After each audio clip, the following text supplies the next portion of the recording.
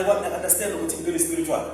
And abantu bezwe by understand ngcono ukuthi there are certain politicians that we celebrate so high, they don't go for elections without consulting the spiritual leader because they understand it is not by charisma, it's not by legacy, but then everything is spiritual. So if you want to be established and if you want to multiply in all facets of life, this thing has to be adhered. God is commanding us to pray. Men always ought to pray and not faint. It's a command. This is a commanding word. So why would Jesus akhuluma they should not give up? Because he understands that there will come a time where where you want to give up. I'm speaking to my wife.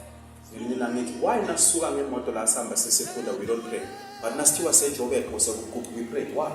Because the danger ekhona kulendlela esuka la eGoli is the same danger ekhona endlela esuka la eSekhona. So in other words we say uNkulunkulu no eSekhona sinayifikela but eGoli no. You can die, brah.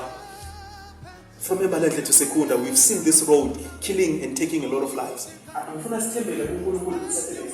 mundane things, we don't do it with our own flesh and with our own capacity. We always plead with Him to be with us. We pray even in mundane things. Mina ngazi abantu abaqoshela ukuthandaza emsebenzini bacabanga ukuthi usathana ngoba atheka kanti abekho discipline abana order isikhathi sokusebenza bona athi ngene into no isikhathi sokusebenza manje uyaphethela uthandazana bayacela ukuthi emsebenzini ukuthi uthandaza usivulele ngomkhuleko ukuthandaza 3 hours you are not order.